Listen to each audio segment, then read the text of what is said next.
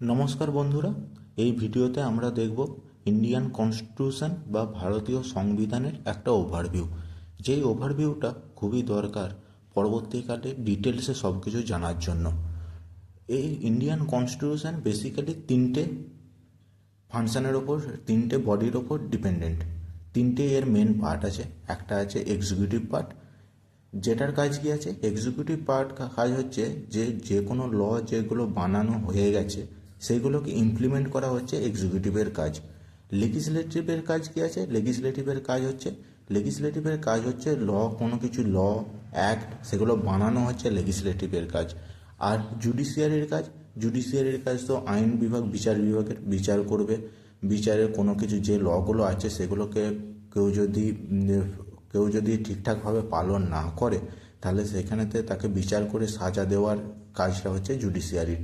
এবং এমন কিছু যদি ল বানায় এক্সিকিউটিভ বা লেজিসলেটিভ, যদি এমন কিছু ল বানায় যেগুলো ইন্ডিয়ান কনস্টিটিউশনের সঙ্গে সামঞ্জস্য বজায় রেখে চলতে পারে না, সেখানে জুডিশিয়ারির কাছে পাওয়ার আছে সেই লটাকে খারিজ করে দেওয়ার। এবারে মেন ব্যাপার হচ্ছে যে এক্সিকিউটিভ দেখব। এক্সিকিউটিভের মধ্যে বেসিক্যালি কারা পড়ে। এক্সিকিউটিভের মধ্যে পড়ে প্রাইম মিনিস্টার। যদি আমি সেন্টারের কথা বলি তাহলে পড়ে প্রাইম মিনিস্টার।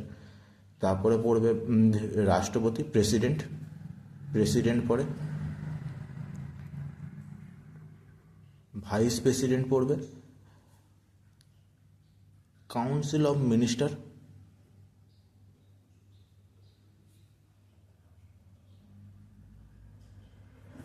আর পড়বে হচ্ছে অ্যাটর্নি জেনারেল অফ ইন্ডিয়া। এগুলো হচ্ছে ইন্ডিয়ান, যদি সেন্টারের ক্ষেত্রে কনসিডার করা হয় তাহলে এটার হচ্ছে এক্সিকিউটিভ হচ্ছে এই তিনটে। আর লেজিসলেটিভ কারা। সেন্টারের ক্ষেত্রে লেজিসলেটিভ হচ্ছে রাজ্যসভা যেটাকে আমরা বলি আপার হাউসও বলা হয়। আর লোকসভাকে যেটাকে আমরা লোয়ার হাউসও বলি, লোকসভা। আর জুডিশিয়ারির মধ্যে তো জুডিশিয়ারির এরকম কোনো সেন্টারের বা স্টেটের বলে কিছু নেই। জুডিশিয়ারি একটা আমাদের ইন্ডিয়ান কনস্টিটিউশনে ইন্টিগ্রেটেড জুডিশিয়ারি ব্যবহৃত হয়।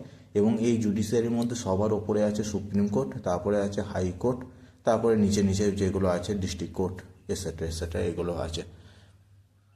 ধরুন একটা এক্সাম্পল দিয়ে এটাকে আমরা বুঝে নেব। যদি আমরা বাড়ির ক্ষেত্রে দেখি, কোনো বাড়িতে ধরে নিন বাড়িতে তিনটে মেম্বার আছে, বাবা, ছেলে বা মেয়ে আর মা। ঘরের বেসিক্যালি আমরা দেখি কি, ঘরেতে কোনো রুল রেগুলেশন বানায় সেটা হচ্ছে বাবা। রুল রেগুলেশন বানিয়ে দিল, সেটাকে পালন করতে হয় কাকে, ছেলে বা মেয়েদেরকে, যেটা হচ্ছে আমাদেরকে পালন করতে হয়। এবং যদি আমরা সেটা ঠিকঠাকভাবে পালন না করি তাহলে শাস্তিটা আলটিমেট দেয় কিন্তু আমাদের মা। সেটা হচ্ছে কতকটা আমি যদি দেখি, এই ক্ষেত্রে হচ্ছে এক্সিকিউটিভ হয়ে গেল ছেলে। এক্সিকিউটিভ হয়ে গেল তো ছেলে, যে কোনো একটা ল বানালো, বাবা হলো লেজিসলেচার, কোনো ল বানালো বাবা। ছেলে হচ্ছে এখানেতে হচ্ছে এক্সিকিউটিভ, যাকে হচ্ছে লটাকে নির্বাহী করতে হলো। আর যদি বাই চান্স কোনো ল যদি ঠিকঠাকভাবে মেনে না নিয়ে চলতে পারে তাহলে সেখানে কিন্তু সাজা দেওয়ার কাজটা মায়ের। তার মানে হচ্ছে মা এখানেতে হচ্ছে জুডিশিয়ারি করলো। কিন্তু এখানের মধ্যে একটা কি আছে, যে এইটা একটা তিনটে ফ্যামিলির অন্তর্ভুক্ত। সিমিলারলি এই তিনটে বডি হচ্ছে ইন্ডিয়ান কনস্টিটিউশনের অন্তর্ভুক্ত, কিন্তু একটু আলাদা আছে দুটো। এখানে তিনটে যে বডি আছে, তিনটে বডি আলাদা আলাদাভাবে ইন্ডিপেন্ডেন্টভাবে কাজ করতে পারে, যেটা একটা পরিবারের ক্ষেত্রে যথাযথ সম্ভব হয় না। আরেকটা যদি আমি এক্সাম্পল দেখি এইরকমই সিমিলার, যারা কোম্পানিতে কাজ করে তারা জানতে পারবে। কোম্পানি যে কোনো রুল রেগুলেশন বানায় সিইও বা ম্যানেজমেন্ট। সিইও রুল রেগুলেশন বানালো, সেটাকে লোয়ার লেভেলে যারা আছে, ম্যানেজার যারা থাকে, তারা সেটাকে এক্সিকিউটিভ করে। ম্যানেজার লোয়ার লেভেলে যেসব অধিকারী আছে তারা সেটাকে এক্সিকিউটিভ করে। আর যদি এক্সিকিউটিভ না করতে পারে তাহলে এই দুজনের বিচার কে করে, বোর্ড অফ ডাইরেক্টর করে। বোর্ড অফ ডাইরেক্টর থাকে সব কোম্পানিতে। তাহলে এইখানে ক্ষেত্রে হলো বোর্ড অফ ডাইরেক্টর হলো জুডিশিয়ারির কাজ করছে, যেটা হচ্ছে সিইও করছে ল বানাচ্ছে, এটা হচ্ছে লেজিসলেচারের কাজ করছে। আর এটা হচ্ছে ম্যানেজার হচ্ছে এক্সিকিউটিভের কাজ করছে। কিন্তু একটু ডিফারেন্স আছে, কিন্তু একটা বেসিক্যালি যদি একটা এক্সাম্পল নেওয়া যায় তাহলে একটা এক্সাম্পলটা এইরকমই হয়। আমরা পরবর্তীকালের ভিডিওগুলোতে পুরো ডিটেলসে যাব, এক একটা ডিটেলসে এক্সিকিউটিভ কী ডিটেলস আছে, লেজিসলেটিভের কী ডিটেলস আছে, জুডিশিয়ারির কী ডিটেলস আছে, এক একটা ডিটেলসে যাব। এবং এটা আমি চেষ্টা করব যাতে গল্পের মতো করে রিয়েল লাইফ এক্সাম্পল দিয়ে যেটাকে মানে প্রেজেন্ট করা যায়, যাতে সবার বুঝতে সুবিধা হয়। আমরা বেসিক্যালি গ্রামের দিকে কি হয়, আমরা ব্যস্ত থাকি যে ফ্যাক্ট মনে করার জন্য, অবজেক্টিভ টাইপ মনে করার জন্য, কিন্তু ইন্ডিয়ান কনস্টিটিউশন এতটাই ভাস্ট যে অবজেক্টিভ যদি আমরা মনে করতে যাই তাহলে সেখানে কোনো দিনই শেষ করা সম্ভব হবে না। সেই জন্য গল্পের মতো করে মনে রাখলে সেখানে সব কিছু ফ্যাক্টও থেকে গেল, গল্পটাও বোঝা গেল, একটা বেসিক আন্ডারস্ট্যান্ডিংও হলো। যেটা কি হেল্প করবে, বেসিক আন্ডারস্ট্যান্ডিংটা কিসের জন্য দরকার? বেসিক আন্ডারস্ট্যান্ডিংটা দরকার এক্সাম, যেমন হচ্ছে ইউপিএসসি যদি কেউ এক্সাম দেয় তাহলে সেখানে বেসিক আন্ডারস্ট্যান্ডিং ছাড়া সেটাকে ক্লিয়ার করা মুশকিল হবে। কিছু যেগুলো আছে যে ব্যাংক এক্সাম, এসএসসি এক্সাম, এগুলোতে ফ্যাক্ট জিজ্ঞাসা করে, কিন্তু বেসিক আন্ডারস্ট্যান্ডিং না থাকলে ফ্যাক্ট মনে রাখা খুব কষ্টকর ব্যাপার। সেই জন্য আমরা যাব এক একটা করে একটা স্টোরি ফর্ম করব, স্টোরি ফর্ম করে সেটার ওপর হিস্ট্রি দেখব, সেটার এখনকার কি অসুবিধা আছে দেখব, এখনকার কি পজিটিভ আছে দেখব, এখনকার কি নেগেটিভ আছে দেখব, এবং এক একটা ডিটেলসে করে করে করে করে আমরা এগিয়ে যাব। কিন্তু এবার আমাদের মনে প্রশ্ন উঠতেই পারে যে কনস্টিটিউশনের দরকার কেন পড়লো, আর কনস্টিটিউশন একটা রিটেন ডকুমেন্ট, তো রিটেন ডকুমেন্টেরই দরকার কেন পড়লো? আমাদেরকে শাসন করেছিল ব্রিটিশরা, কিন্তু যদি দেখা যায় ব্রিটিশদের কোনো লিখিত কনস্টিটিউশন নেই, তাহলে আমাদের লিখিত কনস্টিটিউশনের দরকার কেন পড়লো? তার মেনলি কারণ হচ্ছে কনস্টিটিউশনের কাজ কি?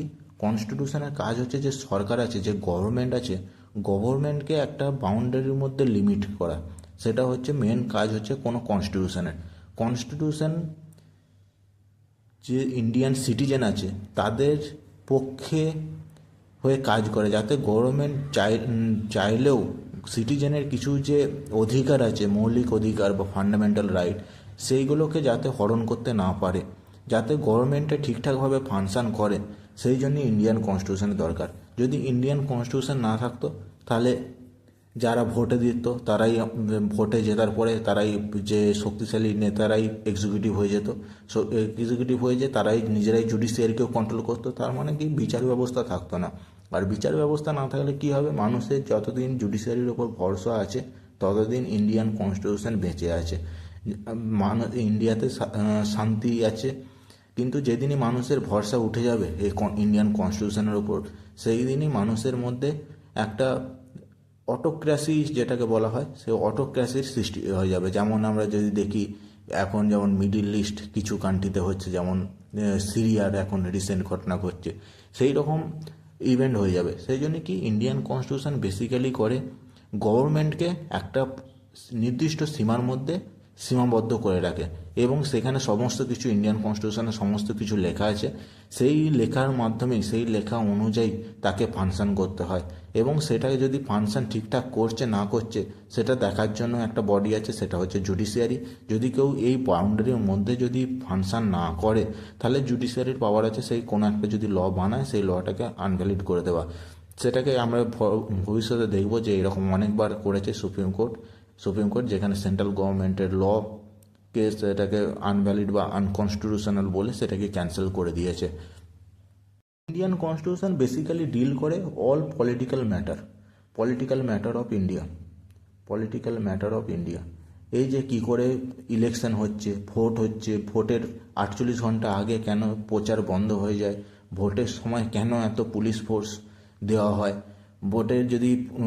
ভোটের সময় পুলিশ ফোর্স দেওয়া হয়, ভোটের সময় আলাদা করে ইলেকশন কমিশন আসে, ইলেকশন কমিশন সব কিছু দায়িত্ব নিয়ে এত রুল রেগুলেশন বানিয়ে সেটাকে করায়, কেন এগুলো করায়, এগুলো সব কিছু মেনশন আছে ইন্ডিয়ান কনস্টিটিউশনে। আর ইন্ডিয়ান কনস্টিটিউশনকে ফলো করেই এগুলো হয়, এমন কোনো কিছু হয় না যেগুলো ইন্ডিয়ান কনস্টিটিউশনকে ফলো না করে হয়।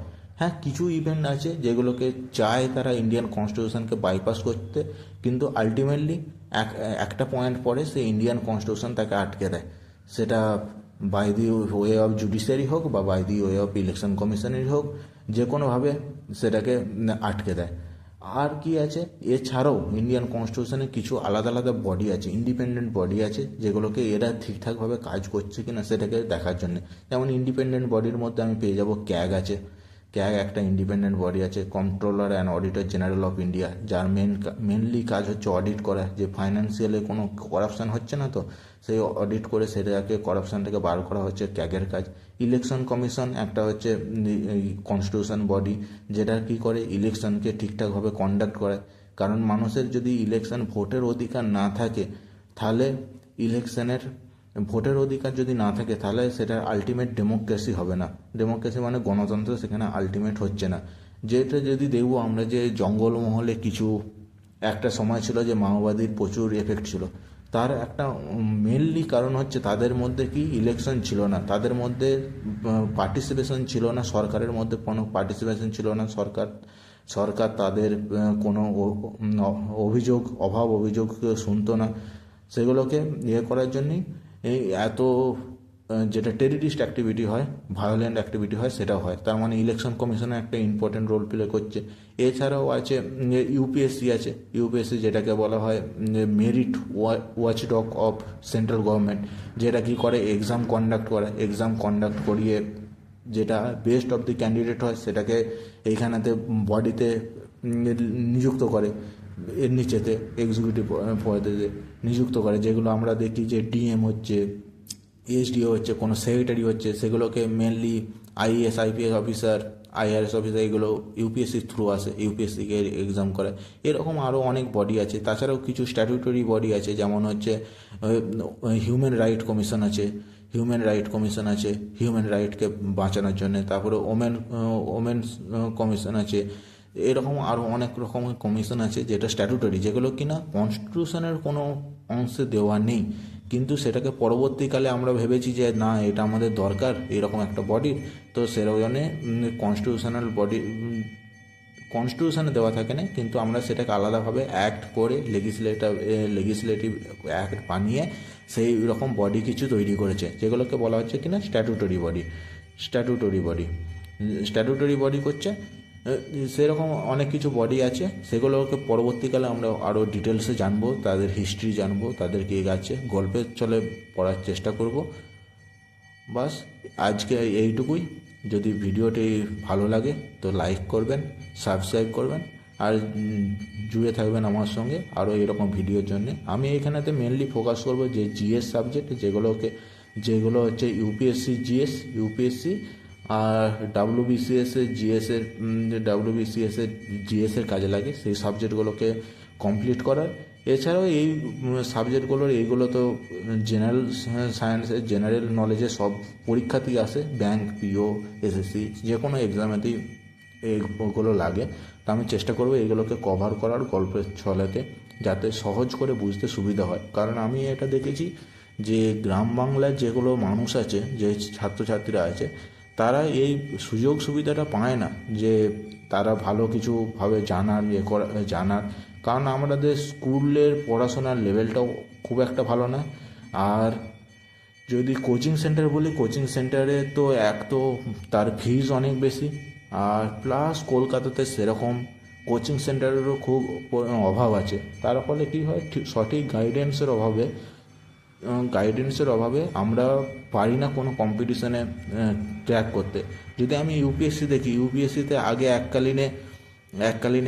এককালীন সময় ছিল যেখানে হচ্ছে ওয়েস্ট বেঙ্গলের রমরমা ছিল। আর এখন এবছর যেমন যদি দেখি, এবছরে আইএএসে একজনও পায় না। 2023-এর যদি আমি করি, 2023-এর আইএএসের একজনও পায় না। যত সব মানে বাইরে থেকে মানুষ যে ওয়েস্ট বেঙ্গলেরকে করছে, তাহলে বাইরে থেকে মানুষ গেলে অসুবিধা একটাই, যে ওয়েস্ট বেঙ্গলের সংস্কৃতির সঙ্গে তারা খাপ খাওয়াতে পারবে না, খাপ খাওয়ানো তাদের ক্ষেত্রে মুশকিল হয়ে যাবে।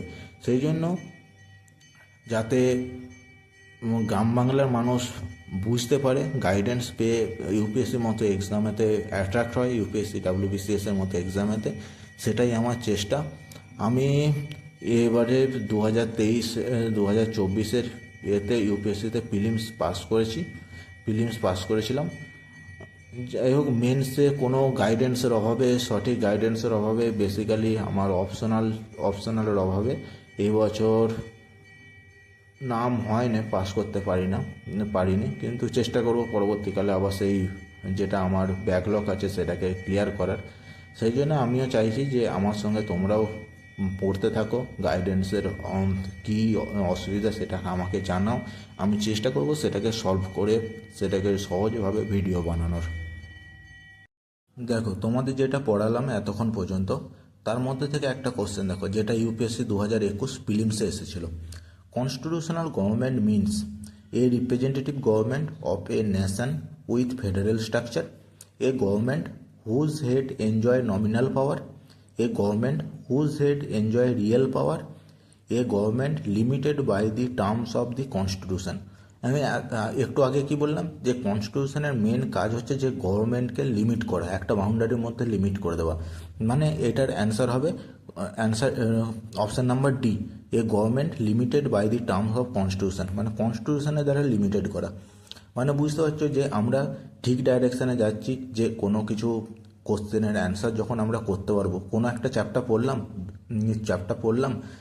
পড়ে সেই চ্যাপ্টার থেকে যদি কোনো ইউপিএসসি বা কোনো কিছু পিওয়াইকিউ আসে, ইউপিএসসি বা যে এক্সামের আমরা প্রিপেয়ার করছি সেই এক্সামের যদি সেই চ্যাপ্টার থেকে কোনো পিওয়াইকিউ আসে, সেই পিওয়াইকিউ যদি অ্যান্সার আমরা করতে পারি, তার মানে জানতে হবে যে আমরা সঠিক ডাইরেকশানে যাচ্ছি।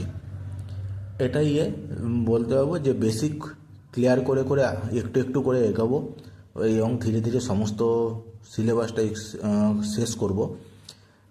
ঠিক আছে, আজকে এই পর্যন্তই। জানি ভিডিওর অনেক ইস্যু হয়েছে, দয়া করে ক্ষমা করবেন, কারণ এটা আমার প্রথম ভিডিও। আমি ট্রাই করব পরবর্তীকালে সেটাকে ইমপ্রুভ করার। আর ভিডিওটি পছন্দ হলে লাইক করবেন, সাবস্ক্রাইব করবেন। Tata, bye bye.